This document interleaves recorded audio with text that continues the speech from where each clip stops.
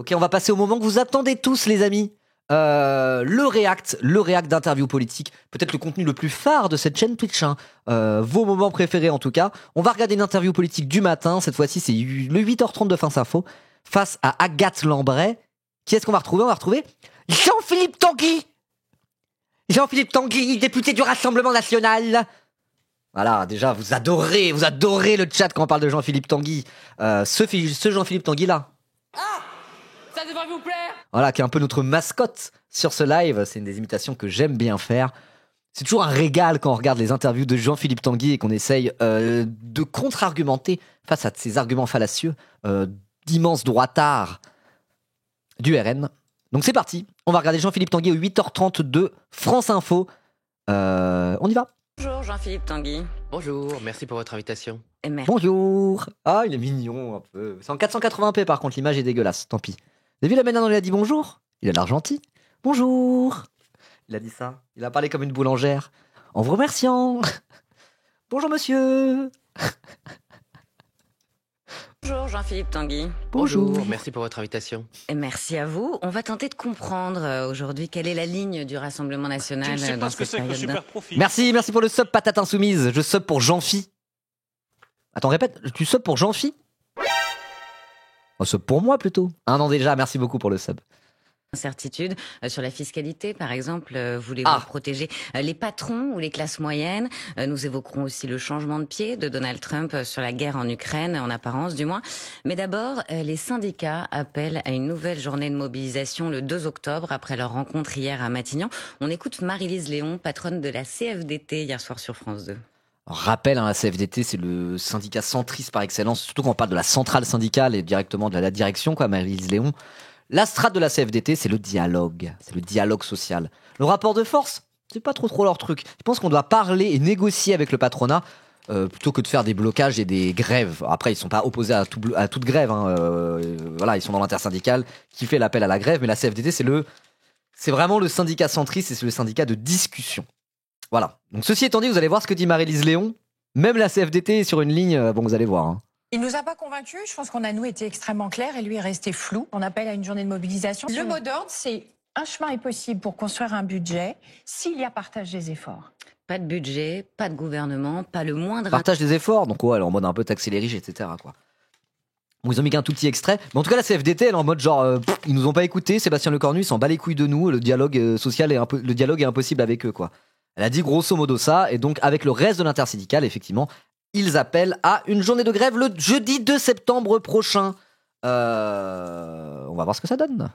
On dit sur les intentions de Matignon, Jean-Philippe Tanguy, et une nouvelle mobilisation qui se profile. Est-ce que Sébastien Lecornu est trop lent?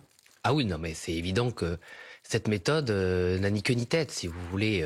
Tout ce qu'on doit faire pour le budget est connu. Il y a des innombrables rapports. Pour le quoi? Attendez, j'ai mal compris ce qu'il a dit. Pour le quoi?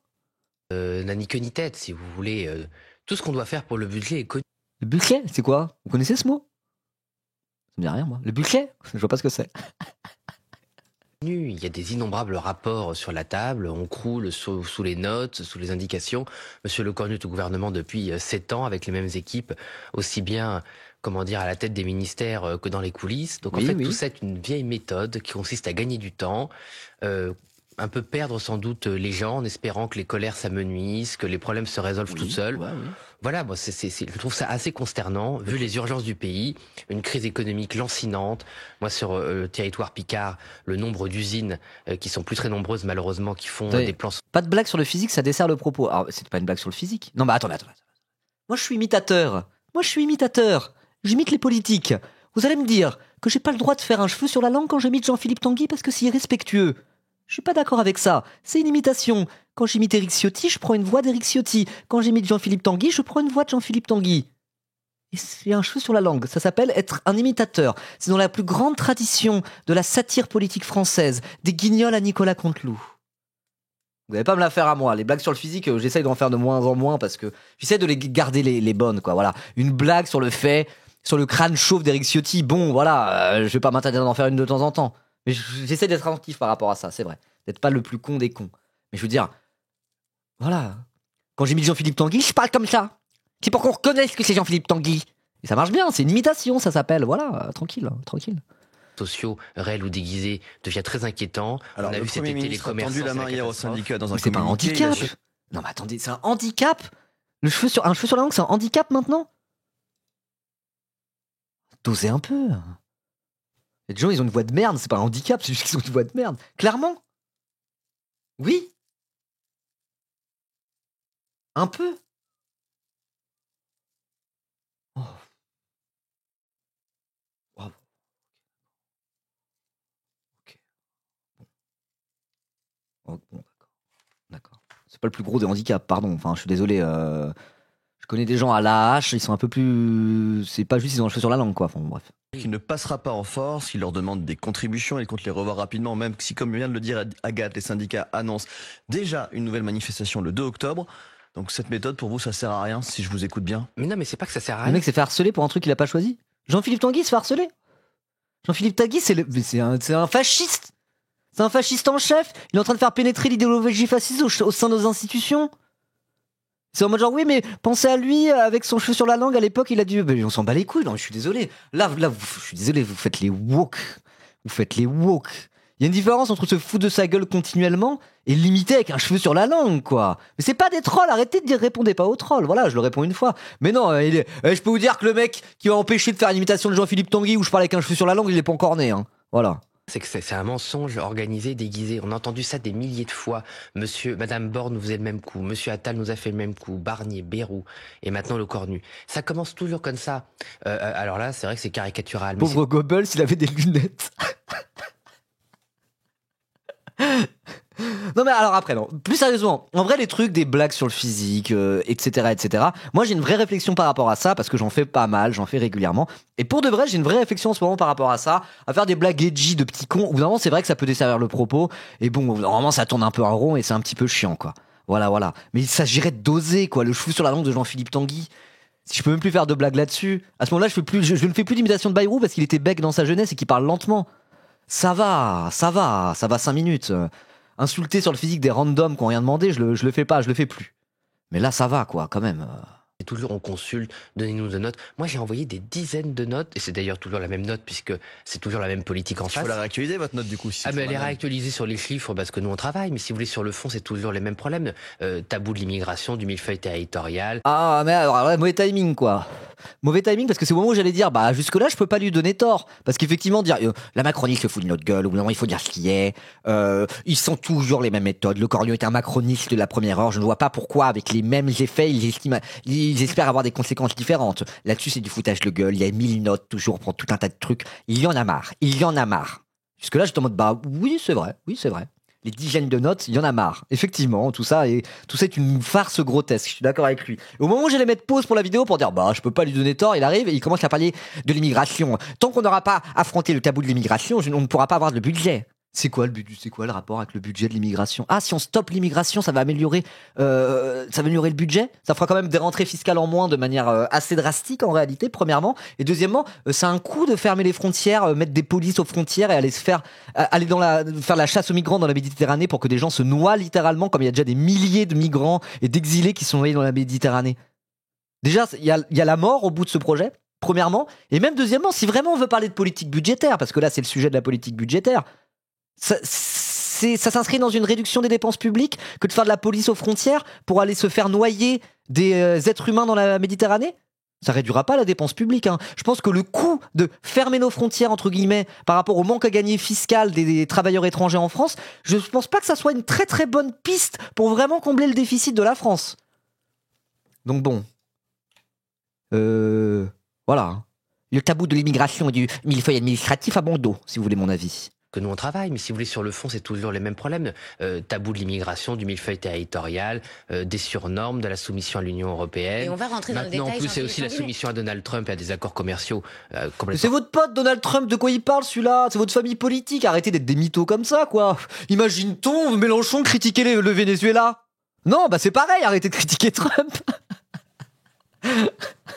insupportable pour la France. Et on va en parler, mais si on écoute bien ce que vous nous dites, c'est-à-dire que vous allez censurer Sébastien Lecornu, les Insoumis. Oui, merci, venons-en au fait, parce qu'on s'en bat les couilles de ces petits discours de cons. Merci Agathe Lambray d'en venir au fait. Est-ce que vous allez censurer? Donc là, pour rappel, il y a une motion de censure qui va être déposée par la France Insoumise bientôt, et la France Insoumise a proposé aux partenaires du NFP de signer une motion commune.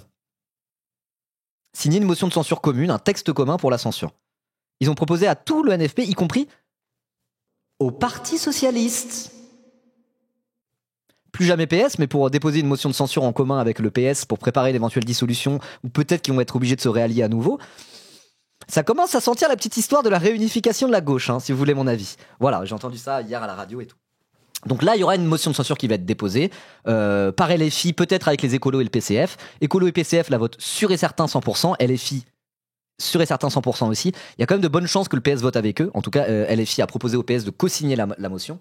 Et donc la question, c'est est-ce que le RN, dès la première motion de censure déposée par la gauche, vont censurer ou est-ce qu'ils vont attendre un peu avant de censurer? Moi, ma théorie, je l'ai déjà dit plein de fois, c'est qu'ils vont attendre un petit peu avant de censurer. Ils vont attendre les discussions budgétaires. Je pense que c'est ce que Jean-Philippe Tanguy va dire. Nous sommes responsables. Nous ne censurons pas sur la base d'une hypothétique politique à venir.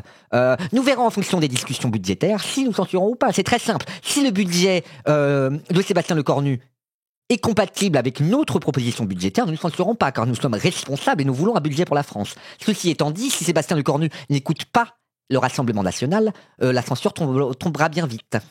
Je pense qu'il va dire ça. Une motion de censure le 1er octobre, le RN la vote? Mais nous verrons ce que dit M. Lecornu. Nous, on est rentré dans un processus poli et aimable de consultation. Donc, dans quel scénario vous ne le censurez pas? On va attendre. Mais ça a été très clair, c'est la rupture avec le macronisme. Alors, il l'a dit, il a employé le mot rupture le jour de la passation. Oui, ça va, il a dit rupture. Oh, bah, j'y crois, on y croit à fond. Hein. On y croit à fond. D'un seul coup, Sébastien Lecornu, fidèle parmi les fidèles d'Emmanuel Macron, qui fait partie du inner circle de la Macronie, d'un seul coup, ils vont se dire, ok, rupture sur notre politique budgétaire et économique. D'un seul coup. Alors même que la gauche est revenue, et y compris le PS, en disant, bah, ils veulent continuer à faire du Macron, quoi. Il n'y aura pas de rupture, stop, il n'y aura pas de rupture. C'est pourquoi, en fait, on peut censurer dès maintenant, et que messieurs du RN qui sont là en mode genre, oh, bah, on verra s'il y a de rupture, peut-être qu'on le fera. Vous êtes des mythos, vous avez censuré au plus vite, là, qu'on arrête de perdre du temps bêtement, là, vous cassez les couilles. Mais ça, c'est parce qu'ils ont cette stratégie de la cravate, de la responsabilité. Ça, c'est une manière de parler au patronat aussi, au milieu pro-business, etc., de dire, on est responsable, on veut un budget pour la France, même si on va quand même finir par le censurer. Rien du tout, c'est moins qu'on puisse dire. Et si ne rien faire, c'est ça la rupture, c'est pas une rupture. C'est-à-dire ne servir à rien, ne rien dire, ne rien faire, c'est pas une politique. Bon, par ailleurs, on a comme un vrai problème démocratique, même si j'ai l'impression que ça intéresse personne, à part le Rassemblement national, c'est qu'on a un Premier ministre de plein exercice et des ministres démissionnaires qui 16 jours. Voilà, depuis 16 jours. Ça c'est vrai, là-dessus je suis d'accord. Moi je l'avais dit aussi en mode genre, mais c'est constitutionnel ça d'avoir un Premier ministre d'un nouveau gouvernement avec les ministres démissionnaires de l'ancien gouvernement. Qui est ministre des Armées aujourd'hui? Puisque Sébastien Lecornu est le ministre des Armées démissionnaire et nouveau Premier ministre. T'as deux gouvernements en même temps. Je suis même pas sûr que ça soit très très constitutionnel. Je pense que c'est dans une zone grise de la Constitution, quoi. Donc là-dessus, c'est vrai, je rejoins tout à fait le constat de Jean-Philippe Tanguy pour le coup. Oui, je suis de bonne foi, moi. Je suis de bonne foi. Je suis attaché à nos valeurs démocratiques. Philippe Tanguy. Non, mais qui sont amenés à suivre des politiques de plein exercice. Parce que si vous avez un Premier ministre qui vous donne des ordres, qui a tous les pouvoirs et que vous êtes un ministre démissionnaire, vous n'êtes pas dans une relation d'égalité. Et ça, c'est incroyable que dans notre pays, voilà, il y a des situations complètement loufoques, antidémocratiques, qui fonctionnent. C'est vrai. Personne ne dit rien. C'est vrai. Parce que c'est de la com. Et que donc, en fait, la Constitution et l'organisation républicaine des pouvoirs publics passent après la com et la petite stratégie de Monsieur Lecornu. Je trouve ça absolument incroyable qu'on se soumette collectivement à ça. C'est vrai. Là-dessus, je peux pas lui donner tort, encore une fois. Là-dessus, c'est vrai, je rejoins son constat. Mais à ce moment-là, c'est pas une raison suffisante pour censurer Lecornu, ça. Je suis d'accord avec ce qu'il dit. Mais du coup, si vous êtes un petit peu cohérent, si vous trouvez que c'est bafouer la démocratie que de nommer Sébastien Lecornu, qui est un ministre en plein exercice, qui côtoie un gouvernement démissionnaire et que tout ça, c'est pas très constitutionnel et c'est surtout antidémocratique, très bien, je suis d'accord avec toi, Jean-Philippe, Jean-Phi. Je suis d'accord. Mais à ce moment-là, censurer dès le début, censurer dès la première motion de censure, au lieu de dire on va voir. Alors quand même, il y a plein de trucs que j'ai à redire, mais on va pas censurer tout de suite parce qu'on fait notre petite com et on se montre comme étant des responsables. Oh là là, la gauche le dit aussi en plus, Effectivement. Mais la gauche, ils vont censurer, quoi. Quand c'est LFI qui dit ça, ils sont en mode, de toute façon, nous, on pose toutes les censures possibles, on vote toutes les censures possibles. Parce que dès la première nomination de Michel Barnier, avant même Bayrou, c'était déjà illégitime. Le résultat des élections n'a pas été respecté. Il y a un problème démocratique qui fait qu'il est largement suffisant pour déjà censurer tout gouvernement. Bah voilà, c'est une position qui est cohérente. Leur position, au RN, elle est incohérente et c'est classique avec eux. Alors, quelles sont vos lignes rouges? Le MEDEF riposte alors qu'il y a un débat en ce moment sur la fiscalité des plus riches. Un meeting patronal aura lieu le 13 octobre. Écoutez le patron des patrons, Philippe Martin. Je glisse au passage que moi je ne sais. Elle s'est trompée, c'est Patrick Martin. Elle s'est trompée. Elle a dit Philippe Martin au lieu de Patrick Martin. Ça arrive. C'est pas danser la Zuckmania. Et je n'ai pas l'intention de m'y adonner. Hein. Il a dit la Zuckmania, pardon, attendez, j'ai pas suivi. Il a dit la Zuckmania, énorme. A lieu le 13 octobre. Écoutez le patron des patrons, Philippe Martin. Je glisse au passage que moi je ne sais pas danser la Zuckmania. Danser la Zuckmania. Comment on fait pour danser la Zuckmania? Attendez.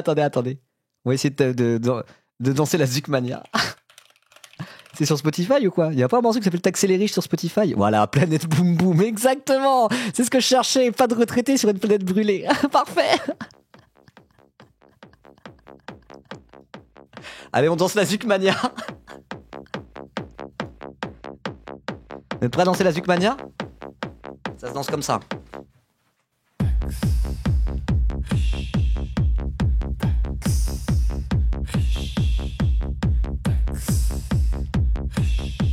C'est tellement cringe.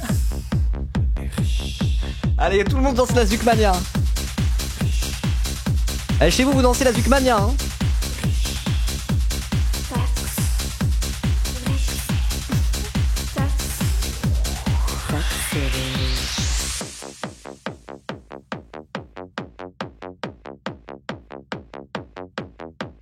Pas de retraité sur une planète. Oh non, ça m'a saoulé. Ça y est, ça m'a saoulé. Je tiens à vous dire que je ne sais pas, moi personnellement, je ne sais pas danser la Zuckmania.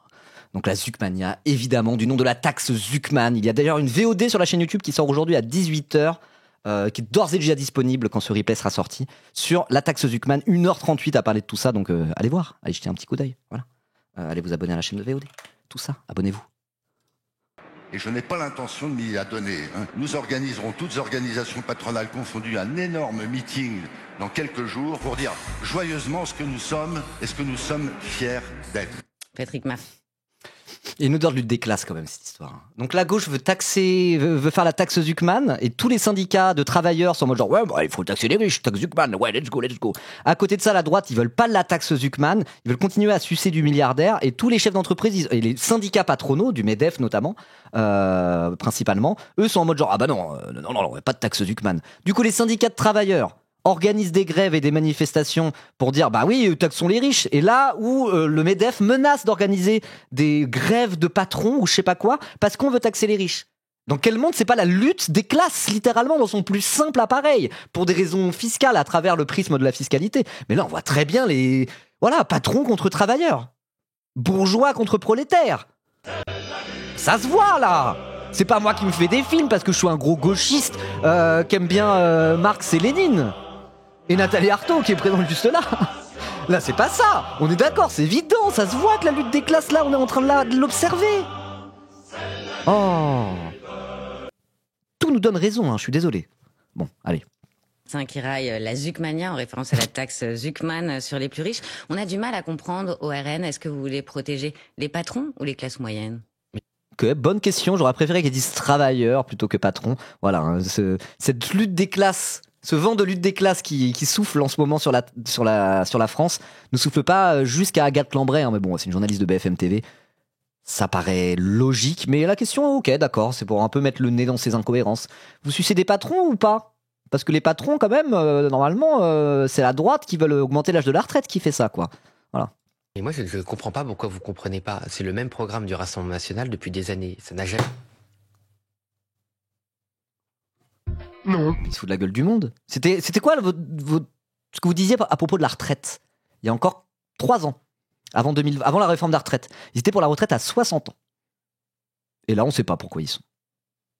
Je veux dire, sur leur discours économique, il y a eu un vrai changement. Et ce vrai changement, le vrai point de bascule le plus fort, c'était en 2024. au moment des élections législatives, quand le Rassemblement national a commencé à se dire on est aux portes du pouvoir, et ben ils se sont dit va falloir séduire la droite bourgeoise et le patronat un petit peu plus là, pour montrer que voilà, on peut arriver au pouvoir, quoi. Et donc du coup ils ont totalement changé de discours économique pour avoir un discours extrêmement pro-patronal, pro-business, de droite très classique finalement. Et Bardella, du coup, c'est un peu l'homme de ça, c'est celui qu'on envoie face au patron pour tenter de les draguer. Ils se sont alliés avec Éric Ciotti, qui était chez les Républicains une semaine avant. C'est quoi le programme économique des Républicains et d'Éric Ciotti ?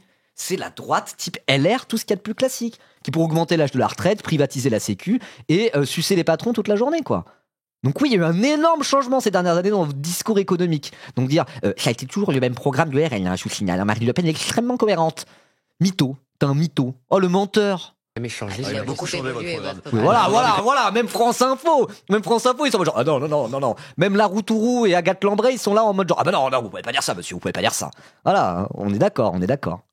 Cédric a énormément changé. Non, ça n'a jamais changé, pas du tout. Ça n'a jamais changé. Alors explique-moi, Jean-Philippe Tanguy, comment ça se fait que Bruno Le Maire, Premier ministre ministre de l'économie en exercice de Macron, a déjà dit, je cite, le lepénisme est un nouveau marxisme. Parce qu'à l'époque, vous faisiez semblant d'être de gauche économiquement, vous faisiez semblant d'avoir une fibre sociale. Et là, vous avez arrêté de faire semblant en réalité. Voilà, vous vous montrez comme les gros libéraux, pro-patronat, qu'on n'a rien à foutre des travailleurs, que vous êtes, quoi. Voilà. Ça n'a jamais changé sur la justice fiscale. Ça a toujours été l'impôt sur la fortune financière, qui est extrêmement clair, qui consiste... Non, c'est depuis 2022 l'impôt sur la fortune financière. Avant, il y avait une autre forme d'impôt sur la fortune. Donc il a changé. Non, Mais oui, on change tout le temps. L'impôt sur la fortune financière. Donc la taxe Zucman, ils n'aiment pas, ils veulent un impôt sur la fortune financière. J'aimerais demander à monsieur Tanguy, ça rapporte combien ? Quelle est l'assiette de cet impôt ? Pour quel effet macroéconomique ? Parce qu'en gros, ils veulent taxer les riches, mais pas trop, parce qu'on a besoin du patronat. Donc ils sont contre la taxe Zucman. Tout ça n'a pas de sens. C'est du mytho. Et d'appeler à un petit peu de justice fiscale, mais un tout petit peu pas trop. En vrai, c'est la droite fait ça. La droite fait ça parce que c'est inentendable leur discours. Et quand on regarde à quel point les inégalités ont explosé et comment les ultra riches sont très peu taxés, voire à peine taxés par rapport au commun des mortels en France. Je veux dire, c'est intenable de dire rien à foutre de la justice fiscale. C'est intenable cette position. Donc même les macronistes, ils disent non, on va faire la justice fiscale. Hein. Michel Barnier, dans son discours de passation à Matignon, quand il a été nommé Premier ministre, il a dit « Je suis très attaché à la justice fiscale ». Et là, Sébastien Lecornu nous refait le coup. « Ah non, il faut plus de justice fiscale ». Même les macronistes disent ça. Même les macronistes disent ça en Big 2025, tellement taxer les riches, c'est devenu consensuel comme mot d'ordre en réalité. Donc là, il a juste dit non, nous aussi on veut de la justice fiscale. D'accord. Et en quoi ça veut nous faire aussi des macronistes ? C'est le même discours qu'eux. On veut de la justice fiscale, mais on va pas le faire, quoi. Super. Mais comment vous dire, le concept de justice fiscale a toujours été dans le programme mariniste. Ça n'a jamais changé. Il y a des choses qui ont changé, liées au surprofit, au surdividende, au surachat d'actions, parce que c'est le comportement d'un certain nombre de grandes entreprises qui a pu changer. Ce qui n'a d'ailleurs rien à voir avec les patrons. Moi, votre question consistant à opposer les classes moyennes et les patrons... Ça n'a rien à voir avec les patrons. Ah oui. Ah, l'optimisation fiscale, les super profits, ça n'a rien à voir avec les patrons. À deux doigts de dire, je ne sais pas ce que c'est qu'un super profit. Qui a pu changer, ce qui n'a d'ailleurs rien à voir avec les patrons. Moi, votre question consistant à opposer les classes moyennes et les patrons, les 95% des patrons font partie des classes moyennes. Alors, ils ne sont pas concernés par cette histoire de taxer le patronat et taxer les riches. Les patrons de classe moyenne payent déjà largement plus de 2% de leur patrimoine total par an. C'est pas d'eux quand on parle, quand on dit taxer les très grandes fortunes et les multinationales. Ça n'a jamais été d'eux dont on parle. Et là, il est en mode, et les petits patrons, mais ils sont pas concernés en fait.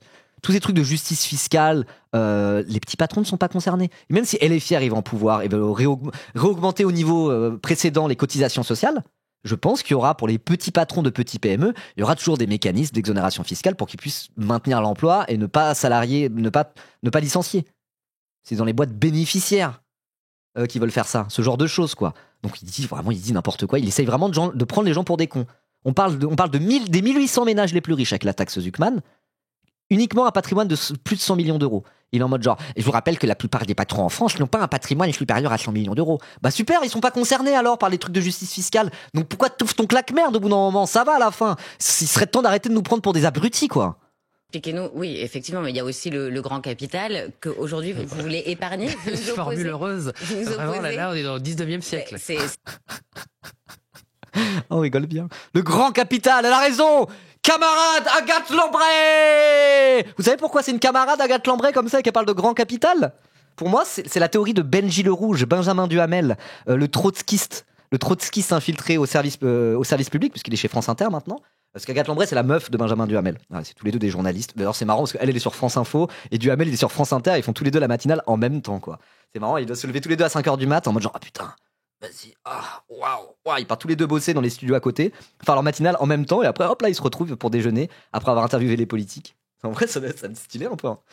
Ça va être stylé un peu. Ils se font, allez, bisous, bonne journée. Hop là, il y en a un qui va à France Inter, l'autre à France Info. Ils interviewent tous les deux, mais personnalité politique de premier plan. Et après, au déjeuner, ils débriefent entre eux. Ça va être cool en vrai comme vie un peu.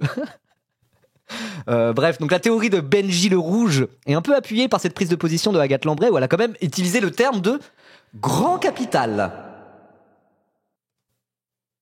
C'est vrai que c'est un terme qui est un peu connoté, grand capital. On peut pas dire le contraire. Font partie des classes moyennes. Alors expliquez-nous, oui, effectivement, mais il y a aussi le grand capital qu'aujourd'hui vous voulez épargner. Formule heureuse. Vraiment, là, on est dans le 19e siècle. C'est vous aussi qui avez employé cette formule pendant des années. Waouh, ok, vas-y, dis bien, Agathe Lambray, vas-y, dis-lui, Agathe. La taxe Zuckman, vous n'en voulez pas? Mais parce que c'est une fausse solution. C'est une fausse solution. S'il y avait une poule aux œufs d'or de 15 à 20 milliards dans Il a pas l'air bien là. les placards de Bercy, que même les socialistes n'avaient pas utilisé avec François Hollande quand il est... Mais François Hollande a nommé Macron ministre de l'économie. Il a fait le CICE, il a fait une politique de droite économiquement. Évidemment qu'il a pas fait la taxe Zuckman. Vous voyez à quel point ils prennent les gens pour des imbéciles. Ils sont en mode la gauche, ils font que taxer les gens parce que ils sont jaloux des riches et Hollande il est de gauche. Et pourquoi Hollande il a pas fait cette taxe-là? Alors je peux le savoir parce qu'Hollande a mené une politique économique de droite. Oui, il y a une poule aux œufs d'or de 15 milliards d'euros chez les méga grandes fortunes. Oui, littéralement. Hein. Encore une fois, je rappelle la stat, en 1997, le patrimoine des 500 plus grandes fortunes de France représentait 6% du PIB français. Le patrimoine des 500 plus grandes fortunes de France en 2024 représentait plus de 40% du PIB. Il y a une poule aux œufs d'or, faut aller la chercher. Hein. C'est le principe. La plupart des Français sont d'accord là-dessus, en fait. La plupart des Français ne sont pas des imbéciles, ils sont pour la taxe Zuckman. Plus de 80% des Français sont pour la taxe Zuckman, et même certains de droite. Hein. Et les électeurs du Rassemblement national aussi en font partie. Parce qu'ils voient très bien à quel point les riches, les méga riches, la grande bourgeoisie n'a jamais été aussi puissante et pétée de pognon, là où le français moyen s'appauvrit, quoi. Donc oui, il y a une poule aux œufs d'or, en fait. Ouais. T'es en guerre contre la finance, il y a un problème.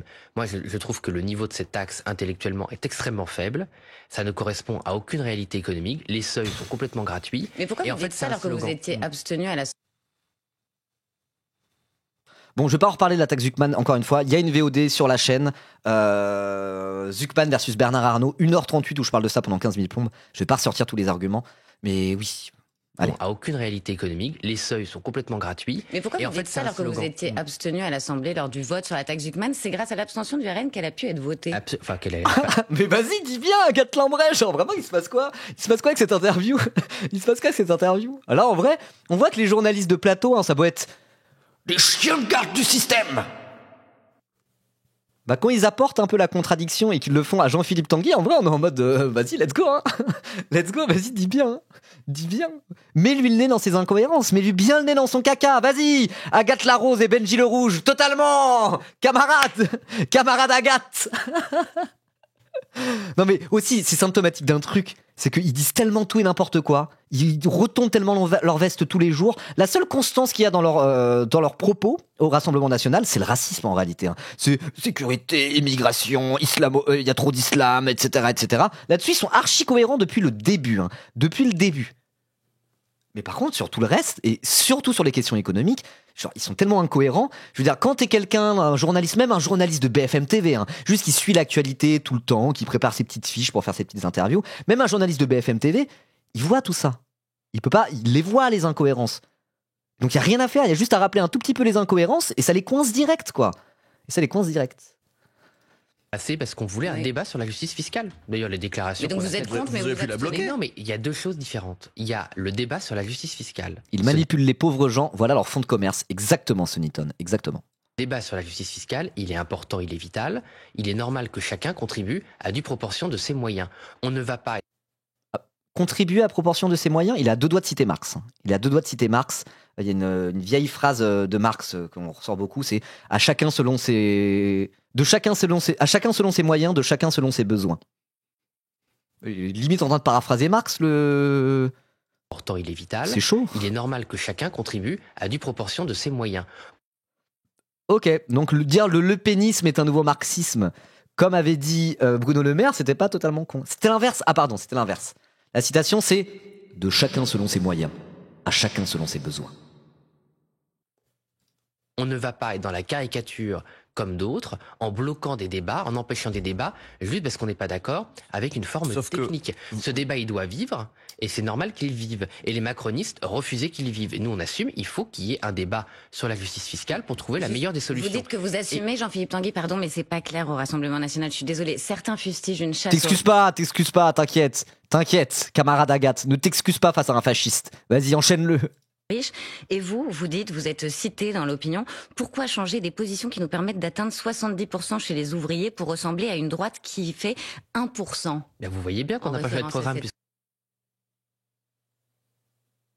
J'avais pas cette citation, mais genre vraiment, elle a fait son taf, elle a préparé son interview. Hein. Mais oui, je sais que c'est pas une camarade, c'est une blague quand je dis ça. Quand je dis camarade Benji et camarade Agathe, c'est une blague. C'est pour le divertissement. Je sais bien que c'est pas une camarade... C'est pas l'époque communiste. On est d'accord, évidemment. Mais là, genre, en mode, elle a bien préparé son truc, ça se voit même à sa tête, elle est contente de... Ah ouais, quand vous disiez ça, monsieur.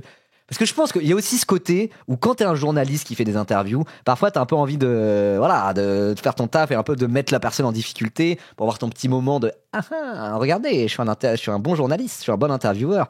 Donc je pense qu'elle s'est dit ça un peu, elle s'est dit vas-y, ils sont tellement incohérents, j'ai monsieur budget du RN en face de moi. Je pense qu'elle a fait exprès un peu de préparer ses chiffres en lui disant je vais mettre le nez dans son caca parce que ça créera une interview qui sera un peu stylée quoi. Pas par conviction politique, mais par approche journalistique, on va dire. Vous voyez ce que je veux dire? Là, c'est un peu ça que je vois. Hein. Je vous dis que ce sont des positions qui nous ont permis de faire ça. Ça évite les réflexions comme ça sur des femmes pour le coup. Même si tu as le droit de le penser, il n'y a aucun souci. Hein. Mais là, c'est dit d'une manière où je vais supprimer le commentaire. C'est pas contre toi, mais je supprime le commentaire. Si tu veux dire ça, dis-le d'une manière plus élégante, quoi. Voilà. Si tu veux dire que t'aimes bien la voix d'Agathe Lambray, c'est vrai qu'elle a une voix particulière. Moi, j'aime bien la voix d'Agathe Lambray aussi. Mais dis-le d'une manière un peu plus élégante à ce moment-là. Voilà. Surtout quand ça concerne une femme, quoi, quand même. Mais s'il y a une seule ligne. Dis ça après avoir dit c'est bon, c'est un fasciste, peut bien me foutre de la gueule de son cheveu sur la langue. Mais bon, c'est pas pareil. Un programme qui est raffirmé, qui est affirmé, et on n'en a pas honte. Il ne faut quand même pas avoir honte d'avoir fait des propositions avec Marine Le Pen et Jordan Bardella, qui avant les autres voulaient de la justice fiscale dans ce pays. Avant les autres, Marine Le Pen était la première personne en France à parler de justice fiscale avant les autres dans ce pays. Et là, ça rejoint le fameux discours de Jean-Philippe Tanguy, son tout premier discours à l'Assemblée nationale, où il avait fait silence, silence pour la France. Son discours commençait comme ça. Qui, avant Marine Le Pen, a fait rentrer dans cet hémicycle la question du pouvoir d'achat? Le premier tour, vous l'avez perdu. Le deuxième tour, vous ne cliquez même pas. Le troisième tour, vous l'avez voulu. Et là, ça devrait vous plaire. Voici l'heure du quatrième tour dans cette Assemblée nationale. Silence! Silence pour la France! J'étais obligé de le faire. Donc il aime bien faire ça. Il aime bien dire non, mais avant Marine Le Pen, il n'y avait rien en fait. C'est elle qui a inventé les questions du pouvoir d'achat et c'est elle qui a inventé la justice fiscale. Allons bon. C'est un ultra-libéral, Jean-Marie Le Pen. C'est un parti officiellement le parti le plus libéral économiquement de France, le RN, le Front National, pardon. Jusqu'à ce que justement Marine Le Pen change un peu de stratégie pour tenter d'aller, comme il disait, c'était la citation qu'a sortie Agathe Lambray, aller tenter de conquérir la classe ouvrière en leur mentant, littéralement. Donc quand on regarde la tradition économique du Front National, vous étiez plus des immenses libéraux avant. Hein. Et au tout début, Marine Le Pen, quand elle était au Front National, ça la dérangeait pas d'avoir le programme économique le plus libéral de l'arène politique. Hein. C'était un réganien, exactement, quoi. C'est chaud quand même. Hein. La justice fiscale, c'est pas faire la... Ribot dans la saison 2 des Marioles. Disons que si le projet des Marioles avait été bien fait... qu'ils avaient gardé Usul et les marionnettes et tout, à un moment donné, moi j'aurais proposé un feat au moins pour... S'ils avaient fait une marionnette Jean-Philippe Tanguy, j'aurais proposé mes talents d'imitateur, ça c'est sûr. 7 électeurs RN sur 10 la soutiennent, cette taxe Zuckman. Ses partisans estiment que ça pourrait aller jusqu'à 20 milliards avec environ 1800 foyers concernés. Vous leur dites quoi aujourd'hui à vos militants qui sont pour cette taxe et sur ces estimations? Mais je dis qu'ils ont raison d'être pour la justice fiscale. Je ne crois pas qu'ils soient pour cette taxe de manière technique, comme les autres électorats disent oui à un principe, à savoir que chacun paie sa juste part. Les Français en ont assez d'avoir en bas des gens qui ne participent à rien et d'avoir en haut des gens qui ont des privilèges qui leur permettent de s'extraire de la justice fiscale. Donc ce débat, il est normal. En plus, il est quand même dans la culture et la civilisation française. On est un peuple qui aime l'égalité, qui aime la liberté. Et c'est pas faire la chasse aux riches. C'est que chacun Ah, on a un peuple qui aime faire la chasse aux riches aussi. C'est ça le truc. La France pratique la chasse aux riches. C'est dans l'histoire et la tradition française aussi un peu la chasse aux riches. Les sans-culottes, les grandes jacqueries fiscales, la révolte des maillotins. Vous connaissez la révolte des maillotins ? C'était des artisans de Paris au XIVe siècle qui étaient en mode genre, il y en a marre, révolte fiscale. Ils ont sorti avec leurs gros maillots, leurs grosses maillotches là, des gros marteaux, et puis ils ont commencé à un peu tout casser, quoi. Donc la chasse aux riches, il y en a quand même un peu en France depuis un petit moment. Ribot valide la conscience triangulaire du RN. Eh bah, de quoi ? Mais non, je ne sais même pas ce que ça veut dire, conscience triangulaire. Ça juste pas. Or, pas de chasse aux riches, pas de hausse d'impôts non plus, disent les porte-paroles du RN, Laure Lavalette notamment. Mais parce que vous avez deux choses différentes. Vous avez le taux de prélèvement obligatoire, c'est-à-dire l'ensemble des impôts. Évidemment, il doit baisser. Quand on baisse la TVA, on a suffisamment été attaqué dessus depuis 3 ans, de 20 à 5% sur l'énergie, qu'on supprime la TVA sur les produits de première nécessité, qu'on va donner une part fiscale pleine, à partir du premier enfant. Tout ça permet de baisser les impôts. Oui, elle permet de baisser les impôts des travailleurs. Oui, mais ça, la gauche veut aussi baisser les impôts des travailleurs. Allô ? Le programme alors il dit Marine Le Pen, c'était la première à parler de justice fiscale. Moi je me souviens, quand j'ai découvert Jean-Luc Mélenchon, c'était en 2011. En 2011, c'était il y a 14 ans. Sachant que j'ai voté pour lui en 2012, je venais d'avoir 18 ans. La première fois que j'ai connu Jean-Luc Mélenchon, il parlait de son fameux truc de « il faut plus de tranches d'imposition marginale pour l'impôt sur le revenu, les gens ». 14 tranches d'imposition qui fait que jusqu'à 4 000 €, vous payerez moins d'impôts. Et au-dessus de 4 000 €, vous en payerez plus. C'est ça la justice fiscale, les gens. Il disait ça, Jean-Luc Mélenchon, déjà en 2011. Donc l'idée de augmenter les impôts des plus riches et surtout des multinationales et des méga ultra milliardaires pour justement pouvoir aussi baisser un peu les impôts des plus pauvres, c'est littéralement le discours de la gauche, c'est le principe même de la justice fiscale. Donc il est en mode genre, nous voulons baisser les impôts. Oui, mais le but c'est de baisser les impôts des travailleurs et des travailleurs les plus précaires et d'augmenter les impôts de ceux à qui on peut augmenter les impôts parce qu'ils ont tout. Et lui, en mode, il veut baisser tous les impôts. Il est en mode genre, mais si on baisse les impôts des pauvres, on va pas augmenter les impôts des riches, sinon ça augmenterait les impôts. Il se cache derrière le terme taux de prélèvement obligatoire, qui est le terme le moins fin possible. Le taux de prélèvement obligatoire, c'est toutes les recettes fiscales des finances publiques, tout sur un an. C'est ça qu'on appelle le taux de prélèvement obligatoire. Donc il y a tout qui est mélangé là-dedans.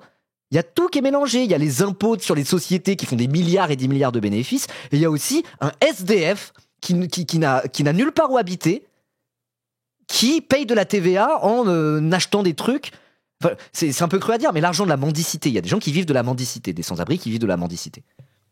Chaque euro qu'ils auront, qu'on leur donnera, ils vont l'utiliser pour acheter de la bouffe dans un magasin et de quoi survivre, quoi. C'est de la survie. Et bah ça, la TVA qui part là-dedans, c'est pris en compte dans les taux de prélèvement obligatoires. De la même manière que l'impôt sur les sociétés de Total, c'est pris en compte dans les prélèvements obligatoires. Donc dire, on a beaucoup de prélèvements obligatoires, il faudrait les baisser. Ça veut rien dire, parce que tu mets tout dans le même sac, absolument tout dans le même sac. Tu pourrais maintenir le taux de prélèvement obligatoire exactement au même endroit, en augmentant radicalement la fiscalité des plus riches et en baissant la fiscalité des plus pauvres. C'est possible de le faire. Ça serait invisible sur le taux de prélèvement obligatoire. Donc je veux dire, encore une fois, quand tu essayes de dégrossir un peu le discours fiscal et budgétaire du RN, c'est facile, quoi. Parce qu'ils disent n'importe quoi. Pour baisser les impôts, il faut faire beaucoup d'économies. C'est 95% de l'effort, c'est des baisses de dépenses. Et combien ? Ok, c'est littéralement le même discours que les macronistes. C'est exactement ce que disait Bayrou avant d'être censuré. Il faut d'abord réduire les dépenses publiques et peut-être un tout petit peu taxer un peu plus les riches. Quand il dit ça, 95% des économies, ça doit être sur la dépense publique et 5% sur la fiscalité. Ils sont plus macronistes que les macronistes. Elle est où la rupture avec le macronisme, en fait, Jean-Philippe Tanguy, c'est la question que je pose. En quoi ce que tu racontes, c'est une rupture avec la politique budgétaire macroniste ? C'est la même chose. Puis, vous avez aussi un rééquilibrage fiscal. Oui, vous voulez augmenter quand même les impôts, parce que l'impôt sur la fortune financière, on voit le lien, Laurent Merlin. C'était une hausse d'impôt. Mais Madame Lambray, si vous pouvez rééquilibrer un effort global, mais les impôts, ils vont baisser. Le montant des efforts qu'on demande aux plus favorisés, c'est entre 4 et 5 milliards. Et la baisse de la TVA sur les produits de première nécessité, par exemple... Attends, ce qu'ils demandent aux plus riches, c'est entre 4 et 5 milliards. Vous savez ce qui a rapporté 4 et 5 milliards comme impôt sur les plus riches ? L'ISF, l'impôt sur la fortune, qui a été supprimé par Emmanuel Macron. Donc c'est-à-dire qu'il va retourner à une fiscalité des plus riches qui est à peu près celle qu'il y avait sous François Hollande. Ah, c'est bien ça. Ah, ça, c'est une rupture de zinzin, ça. Oh, waouh, comme ça, voilà, on va être à l'équilibre budgétaire, ça va être parfait, quoi. Allons bon. c'est 4 à 5 milliards aussi. Mais c'est quoi l'impôt sur la fortune financière? Parce que vous dites il faut épargner les patrons et en même temps vous voulez taxer. Attendez, on verra après. Priorité au direct, bien sûr, dans la sauce radio, dans la sauce TV, même DLS TV. Justice, l'argent libyen de Sarkozy. Le dénouement du procès, c'est aujourd'hui. Il y a eu des peines prononcées il y a une dizaine de minutes. L'info est toute fraîche. Les peines prononcées à 7h. Les peines n'ont pas été finies d'être prononcées. Mais on a déjà Waib Nasser, banquier proche d'Alexandre Djouri, qui est condamné en première instance de 4 ans de prison et 2 millions d'euros d'amende. Pour le tribunal, son rôle a été central dans les montages financiers occultes qui ont permis la commission de plusieurs délits en lien avec Alexandre Djouri et Claude Guéant. Le tribunal prononce un mandat de dépôt à l'encontre de Waib Nasser. Cela signifie qu'il quittera le tribunal pour la prison. Khalid Bouchane, un milliardaire saoudien lié à l'intermédiaire Alexandre Djouri, qui a pu profiter de ses comptes pour remettre des délits. 5 ans d'emprisonnement et 4 millions d'euros d'amende. 4 millions d'euros d'amende, hein. Là on parle, c'est des sommes très très élevées. C'est parce que c'est un procès sur une affaire très grave, hein, le procès Sarkozy-Kadhafi. Et enfin une peine prononcée contre Bachir Saleh, ancien directeur du cabinet de Mouammar Kadhafi. 5 ans de prison et 4 millions d'euros d'amende. Absent du tribunal, Bachir Saleh est déjà visé par un mandat d'arrêt. Il s'est soustrait à la justice française pendant toute la procédure, dit la présidente.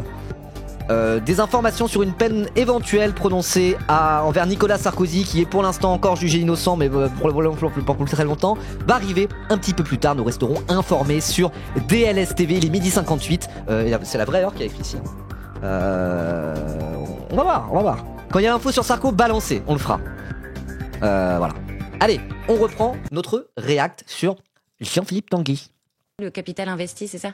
Oui, mais c'est parce qu'en fait, c'est pas question de faire payer les patrons, c'est des gens qui ne paient pas l'impôt qui est dû. Il y en a qui sont pas des patrons, et vous avez des personnes là-dedans qui travaillent pas, qui sont des rentiers, et puis vous avez des grands patrons. Et d'ailleurs, cette taxe ne va pas toucher les patrons. En fait, l'essentiel de cette taxe, ça va toucher une dizaine de familles. Vous en avez parlé à Jordan Bardella de cette...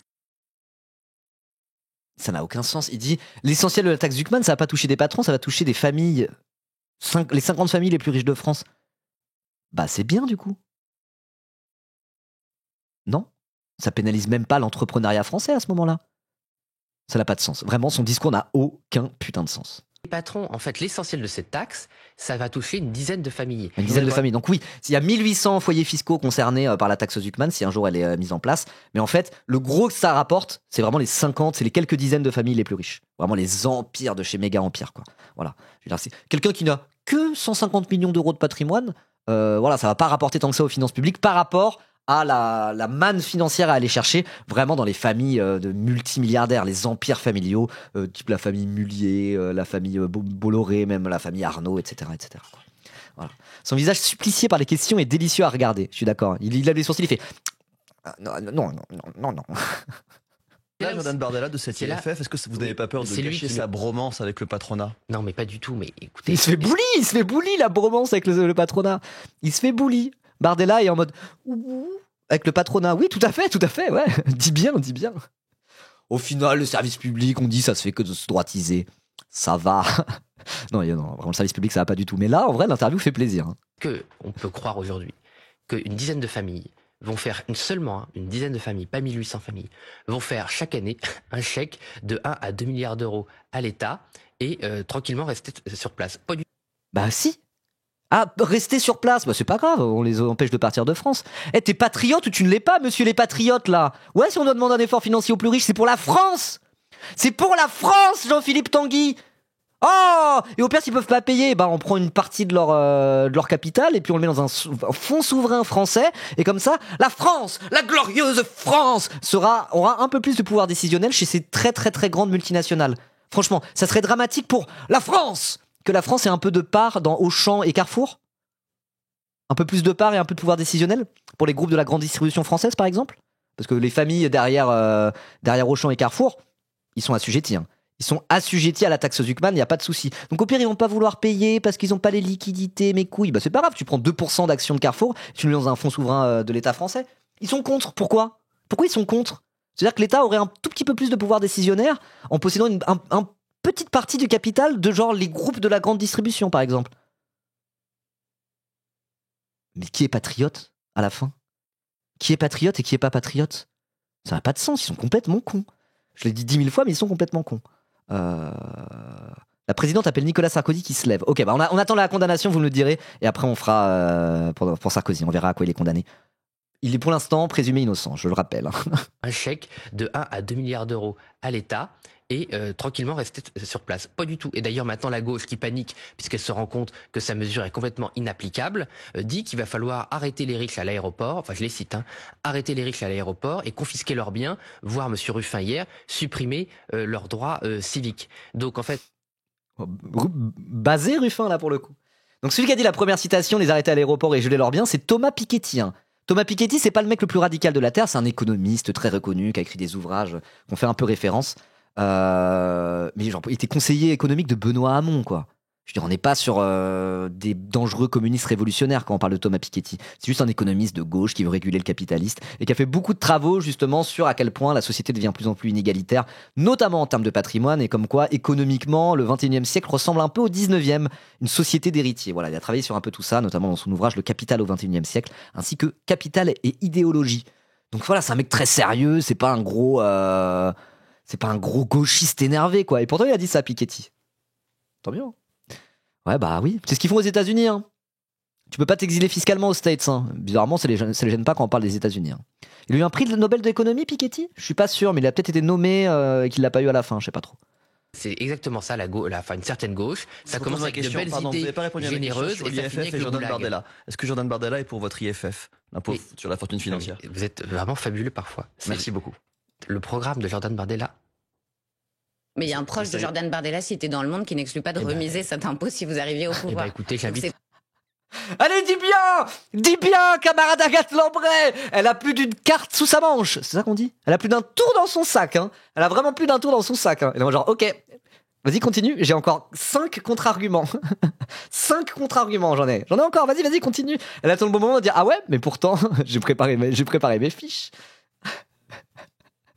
Incroyable, je pensais pas que ça allait ressembler à ça l'interview, ça fait plaisir. Mais il y a un proche de Jordan Bardella cité dans Le Monde qui n'exclut pas de remiser cet impôt si vous arriviez au pouvoir. Écoutez, j'invite à ce proche et à tous ceux qui de manière générale se répandent dans la presse de manière anonyme à assumer leur position et se faire connaître, parce que dans l'ensemble des réunions programmatiques du Rassemblement National, cette position n'a jamais existé. Donc c'est très étrange, si vous voulez. Elle a un full Exodia le maudit dans sa main, oui exactement. Elle est là en mode genre, tu viens d'activer ma carte piège. Et ouais, elle a activé la carte piège. Elle a Exodia le maudit encore. Elle a même pas encore sorti Exodia le maudit.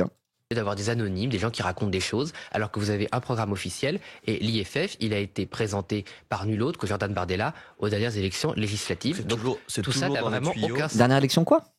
Attends, j'ai pas bien compris. Dernière quoi ? Et par nul autre que Jordan Bardella aux dernières élections législatives. Donc je comprends pas. Tout ça n'a vraiment aucun sens. Ça rapporterait à la louche 3 milliards. Tout ça n'a vraiment aucun sens, dit-il sous copium. Attendez. Pauvre, tu es Jean-Philippe Tanguy.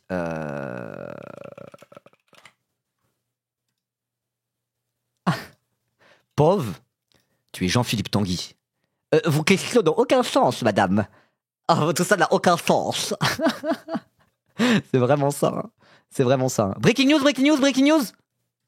Attendez.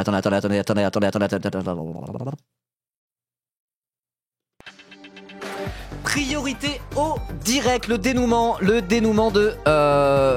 j'ai plus l'info, c'est où ? Le dénouement de l'affaire Sarkozy. Nicolas Sarkozy est déclaré coupable d'association de malfaiteurs et relaxé de corruption passive, de détournement de fonds publics libyens et financement illicite de campagne électorale. Mais ça, c'était il y a 3 heures, les amis. L'info vient de tomber. Non, j'ai pas l'info. Envoyez-moi l'info, putain, je suis en train de tout louper. Envoyez-moi l'info, un lien dans le chat, vite, très vite. Merci, c'est le lien que j'avais. Mais non, c'est il y a 19 minutes. Ah non, ça a été rajouté. La présidente appelle Nicolas Sarkozy qui se lève. Elle rappelle sa condamnation pour corruption dans l'affaire Bismuth, née de l'affaire libyenne. Elle lui rappelle qu'il avait minimisé sa condamnation dans l'affaire Bismuth pendant le procès libyen. Elle détaille la gravité des faits qui lui valent une condamnation aujourd'hui.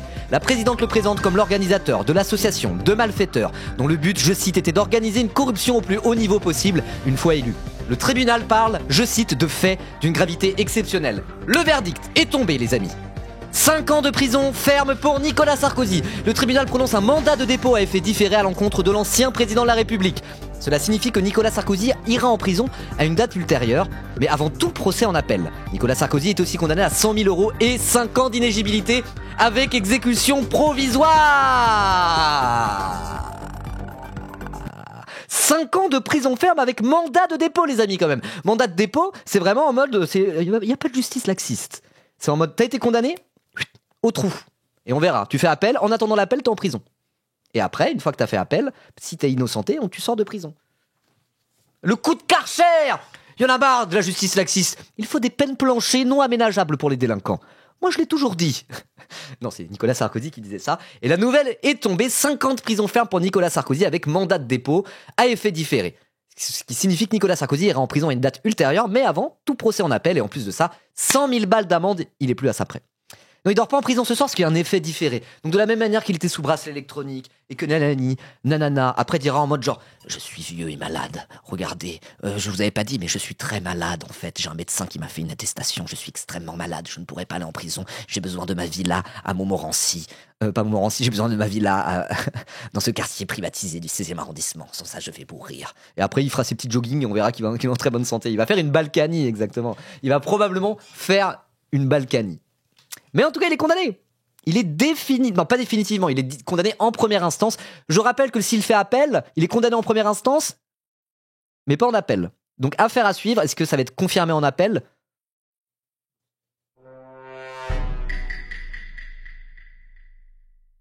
Ouais, je pense. Hein. On verra. Je ne suis pas la justice. Et après, il ira probablement en cassation, en cours de cassation. Suite à quoi, là, pour le coup, il aura plus de recours. Voilà. Donc je veux dire, là, ça commence à faire les années de prison ferme qui...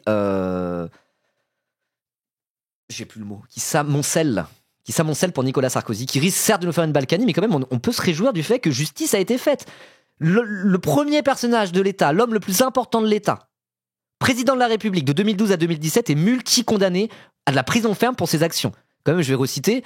le présente comme l'organisateur de l'association de malfaiteurs dont le but était d'organiser une corruption au plus haut niveau possible une fois élu. Le tribunal parle de faits d'une gravité exceptionnelle.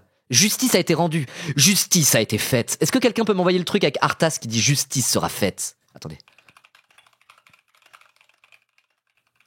Il y a une soundbox normalement. C'est sur Wikiwo ? Est-ce que quelqu'un peut me l'envoyer ? Faut que je le mette sur mon soundboard. Si quelqu'un là, franchement, je prends. Voilà, donc pauvre, tu es Nicolas Sarkozy en Big 2025. Ah, ça marche plus. On n'a pas fini d'entendre parler des juges rouges, tout à fait. On n'a pas fini d'entendre parler des juges rouges. La manière dont il a présenté cette affaire, la manière dont il nous Alors, cachez la tête. Vous mettez votre main devant votre écran comme ça. Et vous cachez la tête de Patrick Balkany. Imaginez que c'est Nicolas Sarkozy. C'est son prochain discours. Vous êtes prêts ? La manière dont il a présenté cette affaire, la manière dont il nous a présenté, mon épouse et moi, me paraît extrêmement excessif. Vous attendiez à cette sévérité ? Oui. Oui, je m'y attendais parce que... Il a une très belle voix. Bien que depuis 2012, on cherche à nuire. Quelle indignité. Donc rappelle que Nicolas Sarkozy, quand on lui a dit les trucs de Kadhafi là, les révélations de Ziad Takedine, de je sais pas quoi, vous avez fait des saloperies, hein, vous avez accepté de l'argent de corruption d'une puissance étrangère pour vous faire élire président de la République avec tout un montage fiscal de machin bidule. Il a répondu ça, il a littéralement répondu. Quelle indignité. Nous sommes sur le service public. Donnez voix à quelqu'un de menteur. Il n'y a pas un élément dans le dossier de Mediapart, pas un élément factuel contre moi. Il a répété ça pendant des années, et des années, et des années, Nicolas Sarkozy. Bah, c'est un menteur, il a dit de la merde, il est condamné. Alors il est condamné, mais pas en appel. Je le rappelle, mais il sera condamné. Il a un des procès, je ne sais plus lequel c'est peut-être l'affaire Paul Bismuth, où ça a été jusqu'à la Cour de cassation et il a été définitivement condamné. Et bah, devinez quoi ? Entre la condamnation en première instance, la condamnation en appel et la condamnation en cassation, qui sont les 3 étapes de la justice quand on fait toute la procédure, il a été condamné les 3 fois en fait. Donc c'est pour gagner du temps qu'il fait ça. Comme ça, après, il sera en mode genre « Je suis trop vieux pour aller en prison ». C'est le seul truc qui se joue pour Nicolas Sarkozy. C'est jouer la montre pour en faisant appel puis en se pourvoyant en cassation, juste pour jouer la montre, être condamné définitivement le plus tard possible pour pouvoir faire « Je suis trop vieux pour aller en tôle ». C'est le seul truc qui se joue pour Sarkozy. De toute façon, il est condamné, il est foutu. Il est condamné à des années et des années de prison ferme. Mais plus il fera traîner en faisant des procédures judiciaires, plus il sera vieux au moment où il est condamné définitivement et pourra vesquy la prison. Il y a la Cour européenne des droits de l'homme après la Cour de cassation, mais je crois que ça fait pas sauter une décision. C'est-à-dire que tu peux dire que quelqu'un est condamné, même si après la Cour européenne des droits de l'homme a dit que la décision de justice française était injuste. Selon la justice française, dans tous les cas, il est condamné. Voilà. Et bah, il y a des nouvelles qui donnent le smile, hein. Ça t'apprendra. Mais en vrai, il a tellement sali la France en faisant ça, en vrai, monsieur l'ancien président de la République. Hein. C'est une dinguerie, toutes les crapuleries qu'il a fait. Donc c'est normal, justice a été faite. Justice a été faite. Pour mon père, le roi. Ça, c'est Louis Sarkozy qui le dirait plus. Ah merci, le bois rouillé. Merci. On va finir là-dessus avant de reprendre notre réact. J'ai soif de mana. Non, c'est pas ça. Arthas héros. Pour l'honneur. Nicolas Sarkozy. Ta fin est proche. Justice sera faite. Exactement. Il y en a un autre. Il n'y a pas justice a été faite aussi? Justice doit être faite. Ah, justice a été faite, du coup. Incroyable. Il a genre 11 procès au cul, c'est très très compliqué. Hein. Je sais pas ce qu'en pense Louis Sarkozy. J'ai mangé une condamnation après une balade d'1h30 à cheval. Je ne pensais pas qu'une condamnation pouvait être aussi douloureuse. A dit Nicolas Sarkozy à propos de la condamnation de son papa. Allez, il a eu une vraie peine. Hein. Alors, Bolsonaro, ouais, bon, on verra comment ça évolue, mais en tout cas, on peut d'ores et déjà dire il a été condamné en première instance à 5 ans de prison ferme et pour avoir été à la tête d'une association de malfaiteurs. Et le cerveau d'une association de malfaiteurs, l'ancien président de la République. Hein. Et aujourd'hui, Sarkozy, il appelle à s'allier avec le RN. Il fait copain-copain avec le Rassemblement National. Donc ça veut dire que le Rassemblement National, finalement, c'est un peu les amis de la corruption. Voilà. Allez, on reprend. Rapporterait à la louche 3 milliards d'euros, c'est ça? Est-ce que c'est pas plus un symbole qu'autre chose? Entre 3 et 5 milliards, soit exactement le maximum qu'on pourrait espérer avec la taxe Zucman. Non, pas avec la taxe Zucman, simplement c'est ce qu'il y a avec l'ISF. Et pour corriger le fait que l'ISF s'applique assez peu aux très très très grandes fortunes qui font trop d'optimisation fiscale, c'est pour ça que la taxe Zucman, justement en se basant sur le patrimoine, vise à faire ce que l'ISF n'a pas parvenu à faire. Donc c'est pour ça que ça serait plus 15 à 20 milliards la taxe Zucman, là où l'ISF c'était plus 3 à 5 justement. Donc en vrai ils veulent remettre l'ISF, alors que maintenant on n'en est plus là, on est là à la taxe Zucman en fait, ça step up un peu. Voilà. Selon le président du Conseil d'analyse économique qui a fait une tribune avant-hier dans les Échos et ses collègues économistes qui avaient fait à cette même tribune dans Le Monde l'année dernière. Attends, juste les Échos ça appartient à qui? Juste pour me rappeler. À Bernard Arnault, l'homme le plus riche de France qui se prononce officiellement contre la taxe Zucman et qui a qualifié Gabriel Zucman de militant d'extrême gauche sans aucune compétence universitaire, alors que le mec a failli enseigner à Harvard, il enseigne d'ores et déjà à l'école normale supérieure en France. Ouais, ça va, c'est un bon argument. À la tribune de ton je sais pas qui, là, dans le journal de l'homme le plus riche de France, ça me paraît être une bonne source, ouais. Mais vous supprimez l'impôt sur la fortune immobilière. Non, en net. 3 milliards en net de la suppression de l'IFI. Ah, tout le monde dit pas tout à fait la même chose. C'est pas ce que disait Sébastien Chenu, si je ne m'abuse. Je suis sûr que Sébastien sait que c'est en net. Une autre question. Il est pas bien, Tanguy, il est pas bien. Vous qui revendiquez désormais votre sérieux budgétaire au Rassemblement National, vous voulez toujours suspendre la réforme des retraites? Bien sûr, mais bien sûr, parce que regardez la tête que Agathe Lambray a quand elle lui pose les questions. Elle est en mode genre, et d'ailleurs, vous voulez toujours suspendre, vous qui sucez le patronat, on en est où sur la niveau retraite là? Ils sont en train de vraiment se foutre de sa gueule. Vous voulez toujours suspendre la réforme des retraites? Pauvre, tu es en train de mettre le nez dans son caca à Jean-Philippe Tanguy. Ça se voit qu'il est trop content de le faire tourner en bourrique. Ça fait très plaisir. Il est à l'aise sur aucun de ces sujets, c'est parfait. Ouais, c'est le monsieur budget du RN. Hein. C'est le monsieur budget du RN. Bien sûr, mais bien sûr, parce que ce sont des fausses économies. Des fausses économies, vous savez combien ça coûte de suspendre la réforme des retraites, Jean-Philippe? Ça nous coûte environ à terme 7 milliards par an. Et ce sera toujours ça. Déjà, c'est le bonheur des gens. 24 milliards à partir de 2030, selon la direction du Trésor. Oui, mais je ne suis pas du tout d'accord avec la direction du Trésor. Il est d'accord avec ceux que ça arrange. Hein. Moi, je suis d'accord. Il faut se donner les moyens d'abaisser l'âge de départ à la retraite. Et pour ça, il faut augmenter massivement les cotisations sociales pour les multinationales qui n'ont jamais été aussi pétées de pognon et qui n'ont jamais versé autant de dividendes. Voilà. Avec ça, tu es à la retraite à 60 ans. Mais du coup, il faut savoir ce qu'on veut. Si tu veux la retraite à 60 ans, va falloir avoir une politique fiscale qui va être un petit peu plus agressive envers les riches et les méga riches et les méga corporations, quoi. Et oui, ça augmentera le taux de prélèvement obligatoire et de dépenses publiques. Mais c'est pas grave, c'est pour le bien des Français, on s'en bat les couilles, non? Au moins, on passe pas par des mutuelles privées, c'est pas plus mal. Hein. Des fonds de pension privés, c'est pas plus mal. Hein. La direction du Trésor. On va pas d'être d'accord, c'est des faits, c'est des chiffres. Ah bah d'accord, la direction du Trésor qui nous met en déficit depuis 50 ans. Non, mais c'est leurs estimations sur ceux qui non, mais la dernière estimation, monsieur de la direction du Trésor, c'est eux qu'on fait un trou de 60 milliards dans les recettes. Donc les estimations de la direction du Trésor, si vous voulez, j'en fais des cocottes de papier et je m'amuse avec elles dans mon bain. Il a dit je me les, il voulait dire je me les fourre dans le cul ou un truc comme ça, tu vois. Genre, et je vous les fous au cul. Là, il s'est retenu d'être vulgaire, ça se voit. La direction du Trésor, si vous voulez, j'en fais des cocottes de papier et je m'amuse. Non, je l'ai. Et je me torche avec, oui voilà, c'est ça qu'il voulait dire. Et je me torche avec. Il voulait se torcher avec. Avec elle dans mon bain quand ça veut pas couler comme eux. Donc la direction du Trésor, franchement, c'est pas une source fiable. Vu ce qu'ils ont fait depuis 5 ans, je vous rappelle qu'il y a 2 commissions d'enquête, une du Sénat, une de l'Assemblée nationale, où la direction du Trésor, elle a passé un sale quart d'heure. Oui, alors on en parle du coup de la commission du Sénat, co-dirigée par Fabien Gay, sénateur communiste et chef de l'Humanité d'ailleurs, enfin de l'Humanité, du journal de l'Humanité, et qui était aussi avec un macroniste dedans, qu'on dit, a priori c'est 211 milliards d'aides aux entreprises par an.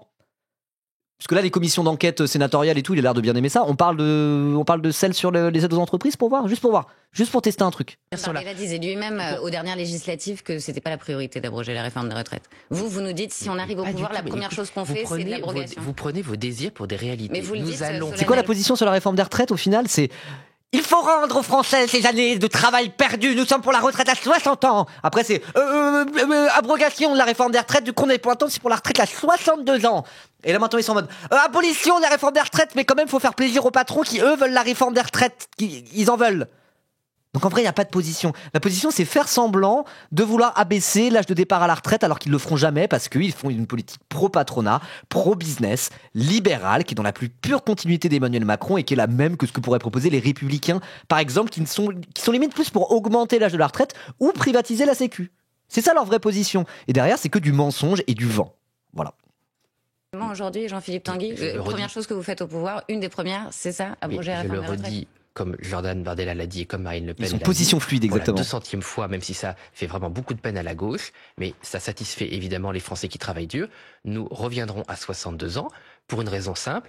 Mettre au travail des personnes fatiguées, qui ont un travail difficile, non seulement ça crée du malheur dans la population française, mais les gens sont abîmés physiquement, donc ça fait des sur... Mais on est d'accord avec ça, Jean-Philippe Tanguy, mais là on parle de politique budgétaire. Allô ? Comment tu te donnes les moyens d'abaisser l'âge de la retraite ? Dis-le, sans creuser le déficit. C'est un calcul comptable, mais quel est votre calcul comptable pour pouvoir se permettre d'avoir cette politique-là ? Votre petit ISF pas clair, là ? Ça sera pas suffisant, monsieur Tanguy, je suis désolé de le dire. Pour la sécurité sociale, de l'invalidité, des maladies chroniques, du chômage de longue durée, du mal-être social. Donc la facture est plus lourde que les économies. C'est exactement ce qui se passe dans notre pays. C'est pour ça que les Français, d'ailleurs, qui sont rationnels et qui sont intelligents, veulent l'abrogation de la réforme Macron. Parce qu'ils... Mais attends, les Français, dont votre électorat, qui sont intelligents et rationnels, veulent la taxe Zucman aussi, dont vous voulez pas. Donc il est en mode genre, pour l'abrogation de la réforme des retraites, les Français sont rationnels et ils sont d'accord avec nous. C'est pour ça que nous allons le faire. Sur la taxe Zucman, les Français sont bêtes, ils n'ont rien compris à l'économie, du coup on va pas le faire. Ok, bon bah voilà. Foutage de gueule, épisode 650 milliards. Bien que le coût du malheur que ça crée est supérieur aux gains financiers que ça rapporte. Donc à force je suis d'accord, mais comptable, de ne pas écouter les Françaises et les Français et de vivre dans un monde parallèle comme la Macronie, on se rend pas compte du malheur qu'on crée dans le pays. Et le malheur, ça a aussi un coût économique. Dans un instant, Jean-Philippe Tanguy. C'est vrai, j'aime un peu bien ce discours, mais c'est du flanc, quoi. C'est ça le truc. C'est des mensonges. Parce qu'en plus, au moment des législatives, ils avaient posé la question à Bardella. Ils étaient en mode, alors combien d'annuités ? Est-ce qu'il y a un âge pivot ? C'est pas un système d'âge pivot ? Il était en mode, il n'y aura pas d'âge pivot. Nous, c'est 40 annuités et basta. C'est en mode, mais quelqu'un qui a commencé à bosser un peu tard parce qu'il a fait des longues études, ça veut dire que ça sera combien ? Et du coup, il a fait, s'il a commencé à 26 ans, ça sera à 66 ans. Donc leur programme au moment des législatives, qui étaient les dernières élections en date, ils étaient en mode, il n'y a même pas d'histoire d'âge pivot de retraite à 62 ans, c'était 40 annuités, point. Du coup, si t'as commencé après 22 piges à cotiser ou que t'as des années de cotisation en moins parce que t'as une carrière hachée pour élever des enfants, par exemple, ou ce genre de choses, bah tu te fais niquer. C'était ça, hein, c'était ça leur programme sur les retraites. Il y a encore 1 an et demi. Après, ils ont rechangé et dit oui, non, c'est 62 ans. Il n'y a rien à comprendre, c'est des putains de menteurs, point à la ligne, quoi. Par contre, là où on voit que leurs convictions économiques vont de plus en plus pencher d'un côté, c'est du côté pro-business, pro-patronat. Au fur et à mesure qu'ils se rapprochent du pouvoir, ils veulent séduire le patronat, comme un certain Adolf Hitler dans la première moitié des années 30, qui a voulu convaincre le patronat et les industriels allemands que sa politique ne remettrait pas en cause l'ordre social, malgré la présence du mot socialiste dans le nom de leur parti et d'une aile gauche qu'on qualifie parfois de strasserienne, qui était un peu socialiste sur les bords. Cette aile gauche a été totalement détruite de l'intérieur dans la nuit des longs couteaux orchestrée par Adolf Hitler. La politique pro-patronale au service de l'industriel allemand était plus importante que d'éventuelles convictions au sein de son propre parti. Ce qui fait un point commun avec Bardella, finalement. Voilà, relire Johan Chapoutot, il en parle beaucoup, on a beaucoup parlé de ça aux dernières législatives. Et c'est réel, hein. C'est réel, hein. Salut Escargot, comment ça va? Les électeurs RN n'ont pas capté la douille, ça me rend fou. Mais pour moi, c'est ça, hein. C'est comme ça qu'il faut aller parler aux électeurs RN. Leur dire, c'est des fascistes en fait, vous savez qu'ils sont racistes le RN. Les électeurs RN vont dire, oh c'est bon, arrêtez de nous casser les couilles, il y en a marre des Arabes. Par contre, tu leur dis, mais ils se foutent de votre gueule à 2000%, c'est une dinguerie en fait, genre. Vous vous rendez compte que ces histoires de réforme de la retraite, c'est du flan total, regardez leur incohérence. Je pense que c'est des arguments, si on veut tenter, pas d'aller récupérer électoralement les électeurs RN, mais je veux dire, pour que des gens comprennent la douille du RN, parce que c'est pas racisme qui vote, mais il y a parfois des néo-électeurs RN, je veux dire, ils votaient pas encore RN il y a 5 ans. C'est possible que dans 5 ans, ils arrêtent de voter RN. C'est pas impossible. En tout cas, non, c'est pas la stratégie Ruffin. C'est pas ça dont je parle. C'est parce que moi, je suis pas là. Mon but, c'est pas de me faire élire, vous voyez. Donc déjà, c'est pas la stratégie Ruffin. C'est une stratégie électorale Ruffin. Donc moi, c'est pas électoral ce dont je parle concrètement. Mais il y a des gens, il y a trop de gens qui votent RN en France. Si on veut espérer du meilleur, si on veut espérer que la situation s'améliore, il va falloir qu'il y a des gens qui votaient RN qui arrêtent de voter RN. Sans ça, il y aura jamais de mieux. Vous voyez ce que je veux dire? Et donc je pense qu'il peut y avoir un discours qui peut un petit peu plus marcher pour des potentiels électeurs RN ou des gens qui se sont laissés tenter par le RN mais qui sont un petit peu encore détricotables. Mais c'est pas établir toute une stratégie électorale en tant que parti par rapport à ça. Vous voyez? Et donc je pense que les arguments qu'ils peuvent prendre envers des gens qui sont tentés par le RN ou qui votent déjà un peu pour eux, mais qui sont pas l'électorat historique non plus du RN, mais c'est pas une histoire de mobiliser les abstentionnistes. Là, je suis pas en train de dire voilà la strate électorale pour LFI en 2027. C'est pas ça que je dis. Mais d'un point de vue rhétorique et argumentaire, je pense qu'il y a certaines personnes, leur dire c'est des racistes, c'est des fascistes, rappeler l'héritage historique, ce que c'est que vraiment que la famille politique de l'extrême droite, j'ai l'impression que ça marche pas trop. Par contre, montrer à quel point c'est des putains de menteurs incohérents, je pense que peut-être déjà ça, ils peuvent l'entendre un peu plus, quoi. Voilà, c'est plus ça que je voulais dire. Mais c'est pas une stratégie électorale, ce que je dis. Non, parce qu'ils s'en foutent, ils préfèrent le racisme. Ouais, pour une partie. Mais le truc de l'anti-assistana qui est un pipeline vers le racisme, en mode producérisme de droite, relire Michel Fer, etc., etc. Je veux dire, c'est des racistes. C'était déjà des racistes il y a 10 ans pour beaucoup. Qu'est-ce que vous croyez? On est en France.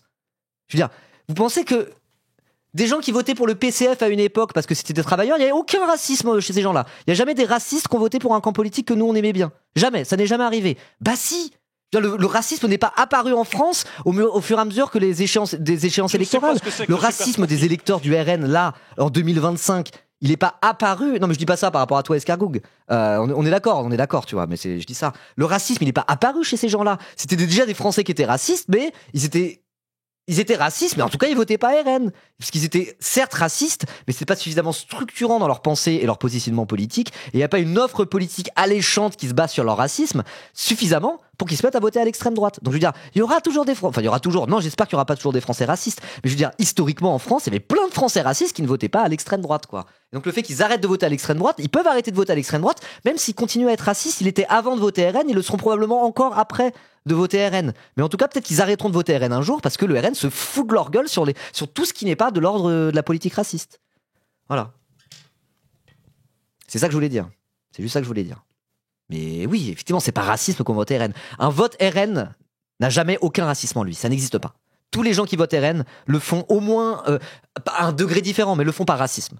Entre autres, parfois, c'est pas le même type de racisme. Il y en a, c'est vraiment l'anti-assistana, il y en a marre, il y a trop d'immigration. Ceux-là, ils sont peut-être encore un petit peu récupérables sur le long terme. Il y en a, c'est des fascistes patentés qui votent depuis 20 ans RN. C'est pas la même chose. Mais je veux dire, un vote RN sans racisme, ça n'existe pas. Là-dessus, on est tout à fait d'accord. Voilà. Je veux dire, il y a des racistes qui sont dégoûtés de la politique et qui votent pas. Tant mieux.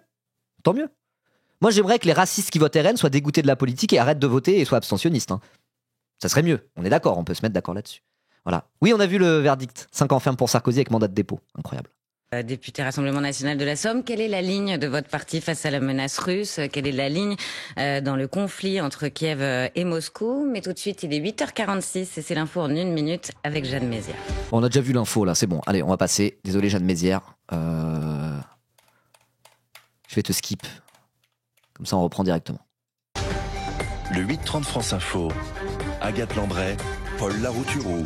Avec Jean-Philippe Tanguy, député Rassemblement National de la Somme, de nouvelles incursions au-dessus du Danemark. Attends, c'est intéressant. Lula Arachnid qui dit oui, voilà. Moi, les votants RN de ma famille, je m'applique à les transformer en abstentionnistes et ça marche un peu.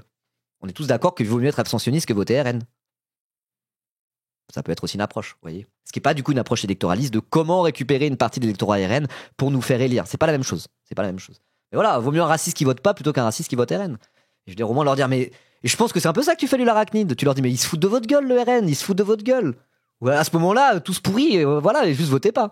Et ça peut être, ça c'est faisable, c'est déjà bien. Et je pense que chez vous, peut-être avec certains membres de votre famille ou certains proches, hélas, vous en avez comme ça, et bah vaut mieux ça plutôt qu'ils votent RN. Et oui, exactement. Bah voilà, on est d'accord. Intéressant tout ça, intéressant. Allez, on reprend. Donc là, ça va parler de géopolitique, de la Russie et tout. C'est pas mon sujet de prédilection forcément, mais par contre, quand ils vont commencer à parler de, attends là, c'est guerre en Ukraine. Après, ils vont parler de Gaza un peu ou pas du tout. Procès libyen, la dette publique. Bon, on verra. Après la Pologne, la Roumanie et l'Estonie, Paul. Ouais, des drones à nouveau identifiés au-dessus de 4 aéroports au Danemark cette nuit. Ce que Nicolas Taillard a appelé ce matin sur France Info la stratégie du moustique. Après lundi, les aéroports de Copenhague et Oslo. Et après ce week-end, les cyberattaques contre Bruxelles, contre Londres, contre Berlin, contre Dublin. Tous les regards se tournent vers Moscou qui nie catégoriquement. Nous allons écouter le président de la République chez nos confrères d'RFI et de France 24. Il importe d'être très clair, de réagir vite, ce que nous avons fait. Et s'il y avait des nouvelles... Attendez, j'ai un peu la flemme, en vrai, de parler de ça, parce que j'ai vu que le sujet suivant, c'était Sarkozy. Est-ce qu'on passerait pas ce passage-là ? Et qu'on allait dire... Parce que là, on vient d'avoir la nouvelle qui est tombée, c'était ce matin, c'était juste avant que la nouvelle tombe, mais on vient d'avoir la nouvelle, et il y a eu 5 ans d'emprisonnement avec mandat de dépôt pour Nicolas Sarkozy. Donc moi, j'ai envie de passer au procès libyen direct. Ça vous va ? En vrai, ça fait déjà 4h28 que je live, donc moi, je suis chaud pour skipper toute la partie. Alors, c'est pas que c'est pas intéressant, tout ce qui est sur la Russie et l'Ukraine, mais c'est un sujet que je connais un petit peu moins. Et là, j'ai envie de célébrer un peu quand même la célébration de Nicolas Sarkozy avec vous, quand même. Oh, on a quand même le droit de se faire plaisir. On n'avait plus le droit de rire.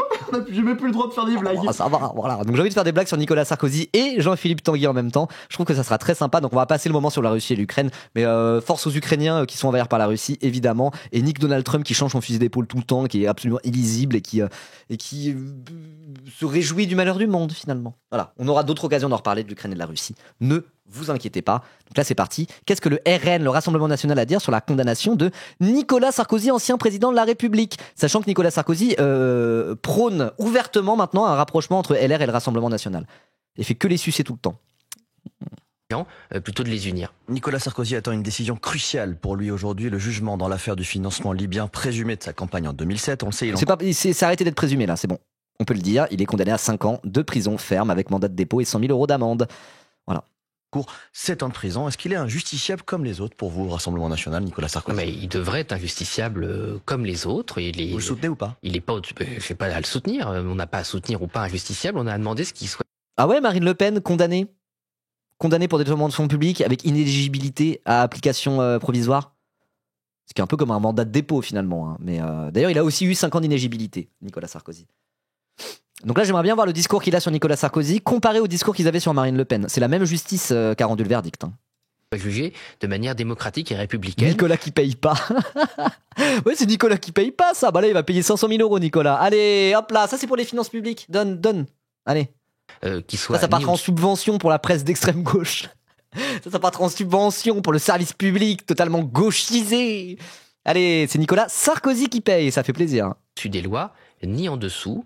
Et c'est vrai que ce procès libyen pose un vrai problème dans notre pays parce que si les faits sont avérés, si les accusations sont confirmées... C'est confirmé. En première instance, hein, il va faire appel, mais ça...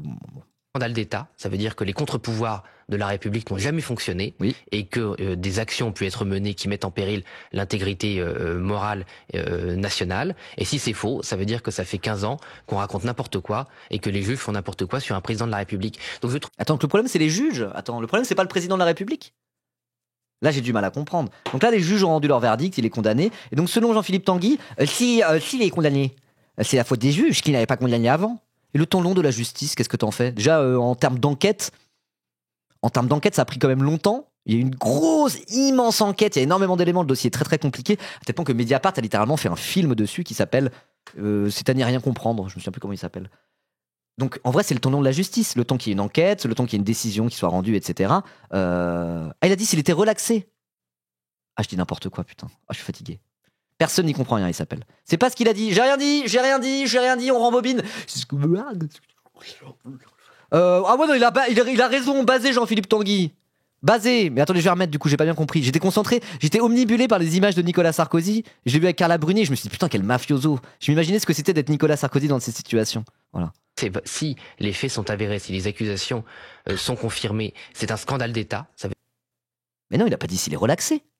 Qu'est-ce que vous me racontez? Personne n'y comprend rien, effectivement. Donc ça, c'est le nom du film.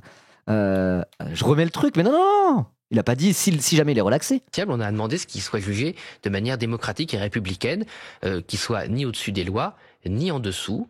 Et c'est vrai que ce procès libyen pose un vrai problème dans notre pays, parce que si les faits sont avérés, si les accusations sont confirmées, c'est un scandale d'État. Ça veut dire que les contre-pouvoirs de la République n'ont jamais fonctionné et que des actions ont pu être menées qui mettent en péril l'intégrité morale nationale. Et si c'est faux, ça veut dire que ça fait 15 ans qu'on raconte n'importe quoi. Ah, et si c'est faux, ça fait 15 ans qu'on raconte n'importe quoi. Ok, bon, là, en gros, je commentais la première partie de sa diatribe, quoi.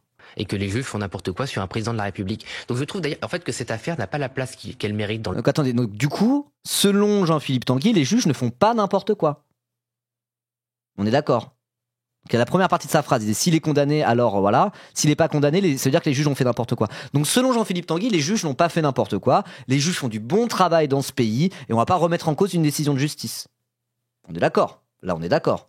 Donc ça veut dire que la décision de justice rendue par les juges qui font très bien leur travail sur Marine Le Pen, qui a pris de la prison avec sursis, une grosse amende et plusieurs années d'inéligibilité avec exécution provisoire, effectivement, c'est une bonne décision que les juges ont pris et ont eu raison de prendre. On est d'accord, monsieur Tanguy?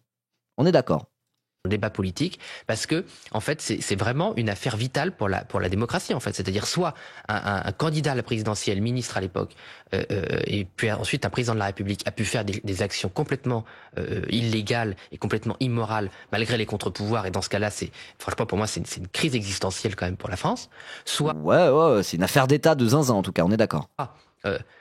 Toutes ces accusations sont farfelues et la justice a donné corps de manière scandaleuse à des accusations d'escrocs. Et dans ce cas-là, il y a un vrai problème aussi dans l'institution judiciaire. Donc vraiment, je trouve que cette affaire pose, au-delà du cas de M. Sarkozy, un problème fondamental à la République, parce que dans les deux cas, il y a un problème moral qui me semble énorme et j'ai pas l'impression que ça intéresse pareil à due proportion de son importance. Jean-Philippe Tanguy. Ça intéresse plutôt, mais qui s'est emparé de cette affaire? Qui a fait énormément de battage médiatique, on peut l'appeler comme ça, c'est pas une mauvaise chose, autour de cette affaire. Qui a fait un film sur cette affaire? Qui a justement dit à quel point c'était une vraie affaire d'État, qui montrait qu'il y avait un gros problème de démocratie dans ce pays, etc., etc., etc. C'est Mediapart. Mediapart que vous détestez, le RN. Parce que Mediapart, justement, ils font pareil quand c'est votre parti qui fait de la merde. Et quand c'est Marine Le Pen qui détourne des fonds. Genre, je comprends pas pourquoi on parle pas plus de cette affaire, car c'est vraiment une affaire d'État. C'est vos ennemis qui parlent de cette affaire. La droite ferme sa gueule parce que vous faites pareil que Nicolas Sarkozy en moins grave. Le chat aussi déteste Mediapart. Voilà, ça vous fait un point commun avec Jean-Philippe Tanguy. Les gauchistes, là. On vient de l'apprendre, ce sont les chiffres de Ouais, l'Inps. le journal sioniste, ouais. En tout cas, grâce à ce journal sioniste, le président, il a pris 5 ans ferme avec mandat de dépôt et vous avez tous célébré en mettant des émotes dans le chat. Hein. Donc bon, ça n'a rien à voir, mais bref, c'est la métaphore filée depuis le début du live. Voilà, tranquille. Alors, je me suis vraiment énervé tout à l'heure, j'aurais peut-être pas dû. Juste que voilà, fallait que ça sorte, ça arrive. Maintenant, on est au clair entre nous, c'est très bien. La dette française atteint 3 416 milliards d'euros, 115% du PIB, c'est 70 milliards de plus. Mais vous nous dites, le RN au pouvoir, on abrogera quand même la réforme des retraites et on tiendra notre programme. Oui, absolument, et on fera des économies dans toutes les galeries. Vous savez sur quoi? Parce que j'ai lu un article, alors je leur dis, j'ai lu un article de Mediapart qui parlait de l'impasse de la solution à deux États, qui interviewait des militants palestiniens, vraiment des Palestiniens, certains qui étaient en Cisjordanie, un Palestinien qui vivait en Israël aussi, mais qui est un Palestinien militant, antisioniste, etc., et qui parlait de l'impasse de la solution à deux États. Et comme quoi, sur place, les militants pro-palestiniens, ils sentent bien un peu la douille et que l'horizon doit être plus loin avec d'autres solutions possibles, etc. L'article était vraiment bien et donnait la parole à des militants palestiniens sur place, quoi, à propos de la solution à deux États. Et du coup, je commençais à lire l'article, on m'a dit ah oui, le journal sioniste de Mediapart, alors que là, l'article était vraiment super et ça parlait de l'impasse de la solution à deux États. Donc il y avait rien de sioniste là-dedans. Et du coup, il y a pas mal de gens qui ont fait du shitpost en mode genre ah oui, journal sioniste, c'est les sionistes, tout ça. Et j'étais en mode vous cassez les couilles. Et du coup, on s'est un peu embrouillé. Je me suis un peu énervé parce qu'il fallait que ça sorte. Voilà, c'est tout ça. Comme quoi, le shitpost dès que ça parle de la Palestine, à faire les radicals sur un sujet aussi grave, moi, ça me fatiguait et qu'on valait mieux que ça. Voilà, en gros. Je suis pas sûr que ça sera sur la chaîne de VOD, mais bref. Qui n'ont jamais été attaqués depuis 50 ans, oui, ça faisait. Et Et je regrette d'ailleurs qu'on fasse croire que c'est les acquis sociaux français qui ont mis notre pays dans cette situation. Parce que c'est faux. Et c'est faire croire que c'est le modèle social français qui a ruiné la France. Non, c'est l'incompétence de dirigeants politiques qui sont complètement nuls, qui ont raconté que des salades aux Français, qui parlent. Mais sous de la gueule du monde, vous racontez vous-même que des salades, à tel point que tu t'es fait Djoufara, littéralement. Djoufara par Agathe Lambray et Pierre Laroutourou. Alors que c'est des gros centristes. Enfin, c'est des journalistes de France Info, des journalistes de télévision, quoi. Tellement tu dis de la merde et que vous êtes incohérent. Et d'ailleurs, moi, genre, c'est pas la faute au modèle social, c'est pas non plus la faute aux grandes entreprises et aux milliardaires, c'est la faute à l'incompétence de l'État. D'accord, mais c'est la faute à leur politique au service des milliardaires ? On comprend pas. Donc c'est cette espèce de discours vraiment bassement populiste qui consiste à dire c'est des incapables, c'est toujours les mêmes et c'est des incapables à la tête de l'État. Si c'est nous, on sera plus capables. Donc votez pour nous, c'est juste ça. Ça va pas plus loin que ça leur argumentaire. Ils sont nuls à chier, quoi. D'ailleurs, au passage, s'enrichissent ou enrichissent des gros lobbies, les autoroutes. Hier, on avait un rapport sur EDF où on a 25% de la production qui appartient aux Français qui a été donnée à des escrocs, des parasites et des voleurs pendant 10 ans sans que ça intéresse grand monde à part le Rassemblement national. Donc voilà, il y a des vraies responsabilités.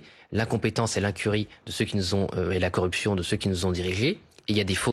La corruption, ouais, ok, ouais. Les autoroutes, ils aiment bien parler des autoroutes parce qu'il y a une mesure qui, pour le coup, sur le papier, moi je suis plutôt pour au RN, c'est nationaliser les autoroutes. Pour arrêter ce racket de Vinci sur les péages autoroutiers. Quand tu regardes le bénéfice sur le secteur autoroutier de Vinci par rapport à leur chiffre d'affaires, le chiffre d'affaires c'est la thune que tu fais, et le bénéfice c'est l'argent que tu as à la fin quand tu as payé tous les employés, etc., etc. Sauf que Vinci, c'est que des péages automatiques, du coup il n'y a pas d'employés, il y a très peu d'entretien en vérité, et donc ils ont littéralement une rente des autoroutes. Tu prends leur chiffre d'affaires, c'est quasiment leur bénéfice. Ils ont quasiment aucun coût sur l'exploitation des autoroutes, c'est que du bénéf. Et donc ça, ils veulent privatiser les autoroutes pour ça. Donc là-dessus, oui, ok, c'est une mesure pour le coup. Pourquoi pas, ouais, là-dessus, je ne suis pas contre cette mesure, même si elle vient du RN. Mais c'est pas les seuls à le dire, hein, voilà, c'est aussi dans le programme de LFI. Sachant que c'est nous qui avons payé les autoroutes. Tout à fait. On en revient à ce vieil adage, le libéralisme, le capitalisme et le néolibéralisme en particulier, c'est mutualiser les pertes, privatiser les bénéfices. À méditer. Aux excuses, accuser les Français et le modèle social. Il est 8h58 sur France Info, l'heure de la question qui a retrouvé sur tous les réseaux sociaux. Aujourd'hui, la question qui part en Italie. Giorgia Meloni est au pouvoir depuis 3 ans. C'est pas franchement votre allié à la base. Est-ce qu'aujourd'hui, c'est votre modèle, monsieur Tanguy ? C'est un peu son allié à la base quand même. C'est l'extrême droite européenne, s'ils restent un peu copains. Ils ont fait des conférences en commun. Il y a eu un truc en Espagne ou je sais pas quoi là, organisé par Vox. Bon. Non, pas du tout. Nous, notre modèle, il existe en France. C'est le général de Gaulle.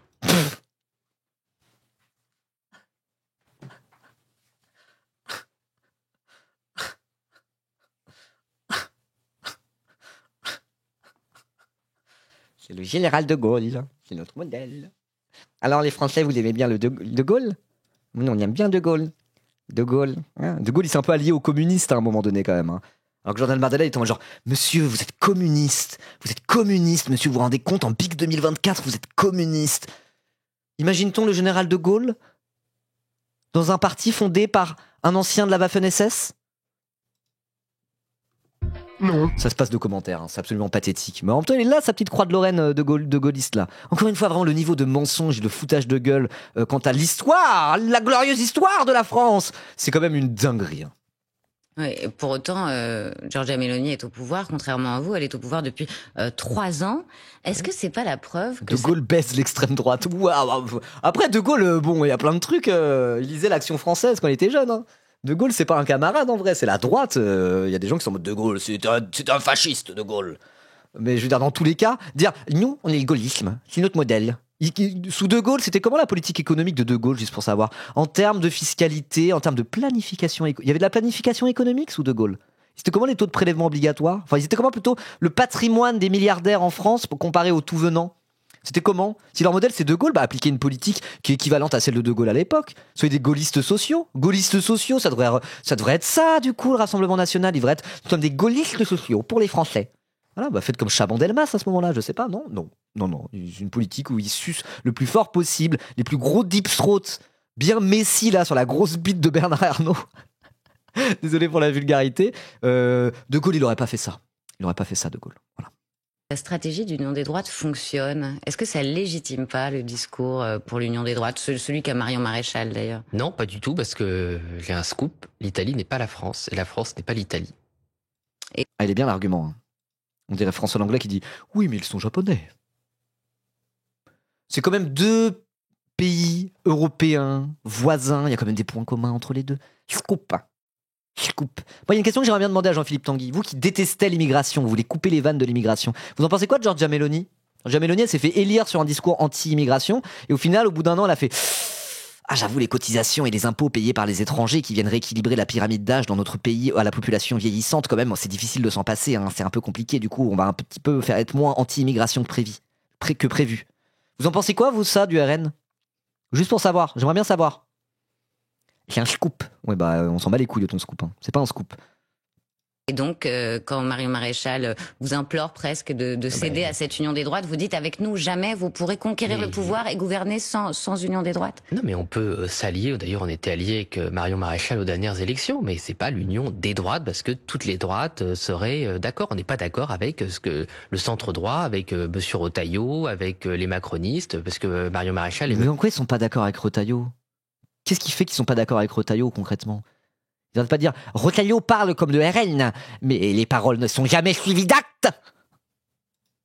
Là, vous avez le même discours dans tous les cas, à minima. Donc ils ont rien à voir avec Retailleau. Par contre, Éric Ciotti qui quitte les Républicains pour s'allier avec. Donc, pour remettre un peu le contexte, le dernier congrès pour la présidence des Républicains, dans l'avant-dernier, je sais plus, il y avait un Ciotti contre Retailleau. C'était les 2 finalistes de leur congrès, les 2 possibles présidents des Républicains, Retailleau et Ciotti, qui étaient sur une ligne quasiment identique en réalité, quasiment identique. Donc Retailleau, ils ont rien à voir avec lui, mais Ciotti, qui était vraiment très proche de Retailleau, il s'est barré du LR pour les rejoindre et là ça les dérange pas. Enfin, encore une fois, l'incohérence de ce qu'il raconte, c'est il y a que ça.